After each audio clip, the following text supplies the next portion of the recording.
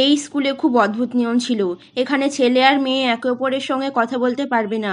যখন মেয়েদের ক্লাস হচ্ছিল তখন ছেলেদেরকে হলে দৌড়ানো হতো। এমনকি সকালে যখন এক্সারসাইজ হতো তখন ছেলে আর মেয়েদের মাঝে 10 মিটারের দূরত্ব থাকতো। যখন ক্যান্টিনে একজন ছেলে কোক কিনে খেতে লাগে তখন প্রিন্সিপাল এসে তাকে কোক খেতে থামিয়ে দেয়, কারণ তারা ভাবতো কোক খেলে মনের মধ্যে খারাপ চিন্তাভাবনা আসে। ক্যান্টিনে লাঞ্চ করার সময়ও ছেলে আর মেয়েদেরকে আলাদা বসানো হতো, আর একজন টিচার সবসময় তাদেরকে গার্ড দিত।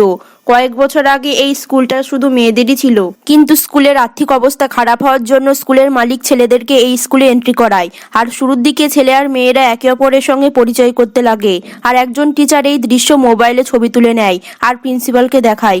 এরপর প্রিন্সিপাল অন্য সব টিচারদের সঙ্গে মিটিং করে ছেলে আর মেয়েদেরকে দূরে করার সিদ্ধান্ত নেয়। আর ওই দিনকার পর থেকে ছেলে মেয়েরা একে অপরের সঙ্গে কথা বলতে পারতো না, কিন্তু তারা মেসেজের মাধ্যমে কথা বলতো।